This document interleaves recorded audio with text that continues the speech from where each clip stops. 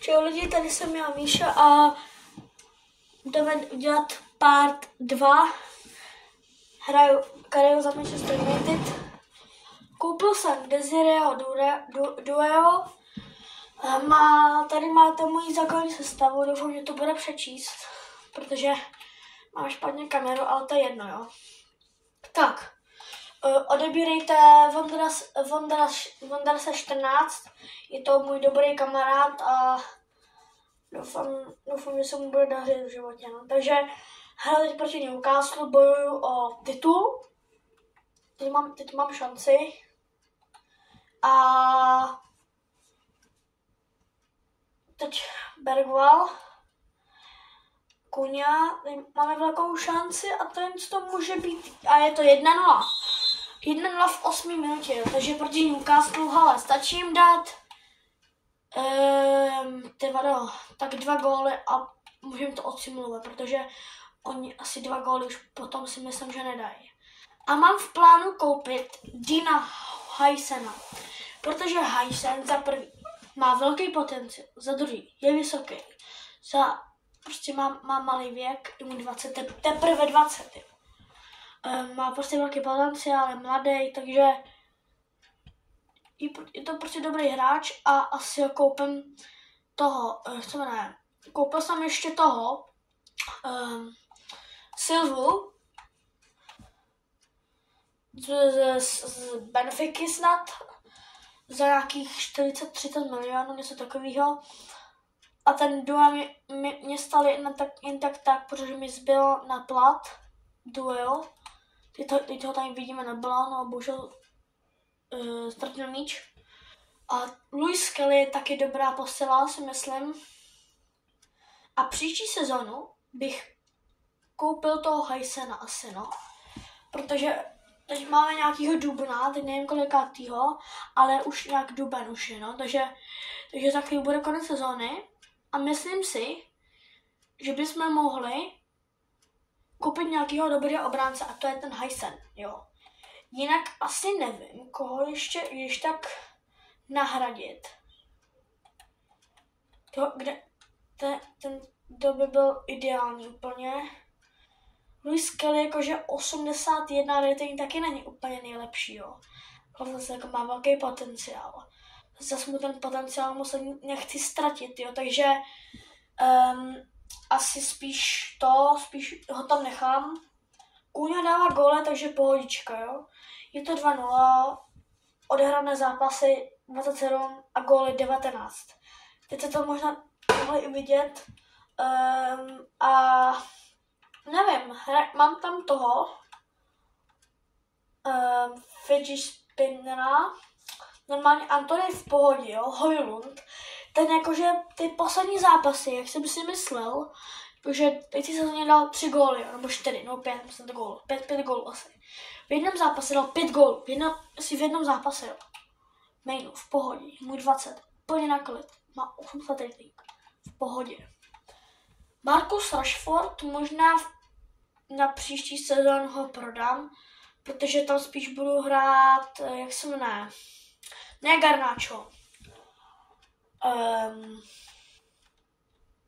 Nevím, jak se jmenuje, ale mám ho v rezervách a mám i dobrou juniorku, potom mám po tom zápase ještě dám 1 gól a že po tom zápase vám ukážu moji juniorku a ukážu vám hráče, který mám na hostování, jakože golmany, jako z juniorky myslím, takže a tohle no, takže a prodal jsem Harry Maguirea, Delikta a z takovýhle přestupů jsem dělal jsem koupil Doué, že jednu posilu, ale fakt jako byla drahá. Takových 100 milionů určitě stála a teď Desire Doué dal 2. gól ve 4 zápasech. Já vím, potřebuji se rozehřát, simulovat zápas, doufám, že to vyhrám. S přehledem jsme vyhrali 4-0.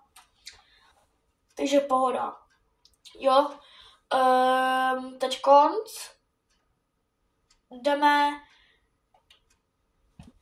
si ukázat tu akademii.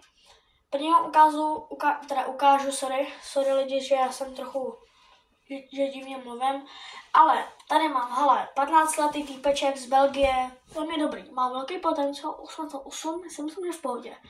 Tady má Biskup, to je Lubimír Biskup, má 16 let, 62 rating, jo. V 55 rating potenciál 82, 15 let. A ten má 85.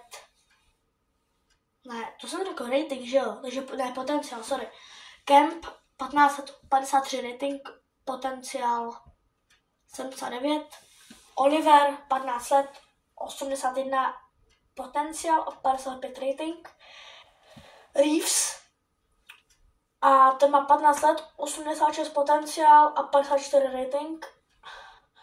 A Božko, jako Božkov, víš co? Ten alkohol, nezná to. A má hodně blbý potenciál, ale doufám, že se mu zvedne a 17 let. A má i docela dobrou výšku. A teď vám ukážu hráče na hostování.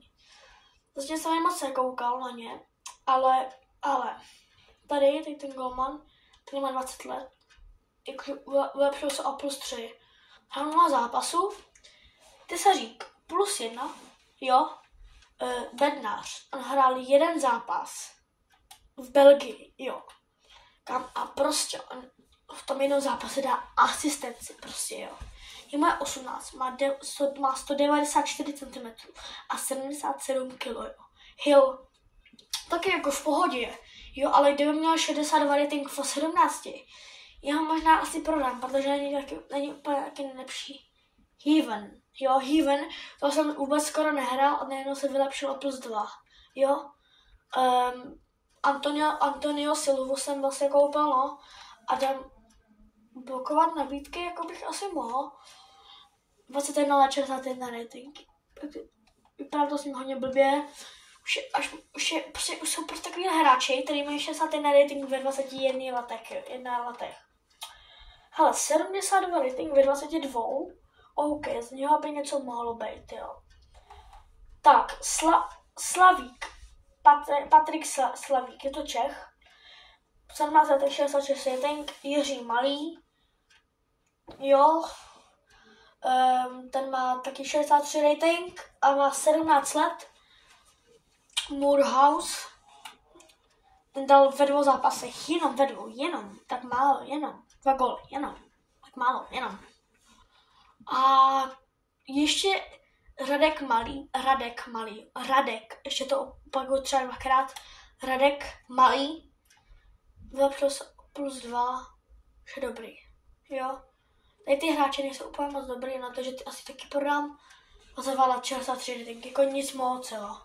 A nejlepší střelec to je Kuňa, 32 zápasů, teda 44 zápasů, 32 + 12. Druhý je Bruno Fernandes, jo, ten má 19 + 23.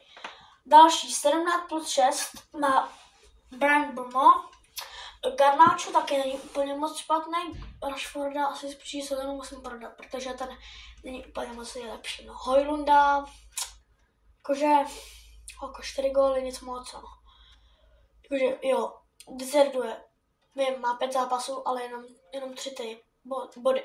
Jo, kam, má jenom 5 zápasů, ještě se můžu uklidnit. Joro, Borec, Dorgu v pohodě, Luis Kelly v pohodě, Van de Ven v pohodě, Desire Doué, Mainu v pohodě, prostě, no, jdeme se kouknout na statistiky, jo, jak to vypadá ve střelcích, jakože myslím, jakože v Premier League, jo, a teda první střelec je Viktor Gyökeres, jo, abych to četl správně, tak je to Gyökeres. Viktor Gyökeres a má 20 gólů ve 28 zápasech. Kuňa má 19 gólů ve 27 zápasech, což je jakože za prvý, jo, má méně zápasů, ale i méně gólů, takže to je asi normální, že jo. No, tak, koho tu máme z dalšího z našeho týmu, koukneme se na další. A Bruno Fernandes je asi, počkej, nevím taky kolikátý je, ale prostě je tam Bruno Fernandes, jo. No, takže asistence vyhrává Bruno Fernandes, to je jasný. Druhý Ekitike, OK, to mi taky nemuselo být špatný ho koupit. Bergwall taky 5 asistencí, za mě dobrý. No nic, Vercio, 4 asistence, no nic. Nejvíc čistých kont, ale druhý je Juan Garcia. No té karty, to vás asi moc bude zajímat, si myslím. Takže to tak jenom jen rychle projedem a to je asi všechno. No a třetí díl bude asi o tom, asi konec sezóny, nebo budeme hrát prostě sezónu květen, jo. Květen budeme hrát od Liverpoolu až k Brightonu, takže proti Liverpoolu si to zahraju, Sunderland, Nottingham Forest nebudu hrát, ale proti Brightonu si určitě zahraju, jo. Takže třetí part vyjde za chvíli, já natočím třetí part a čtvrtý part bude asi o tom, jak je nová sezóna a koho budu kupovat. Jo, a to je na nic. Takže Desiree Doué nás stalo 82 milionů eur.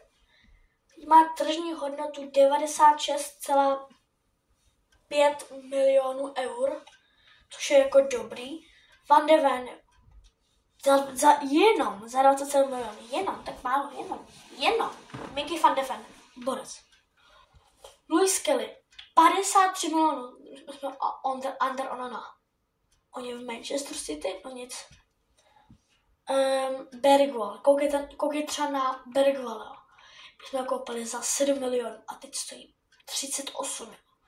Jakože, dobrý to je, jakože, tak za málo, ale zase jakože je mladý a k tomu je to dobrý, no. Takže ještě zprávy a asi se uvidíme u snad třetího partu, no. Takže čus.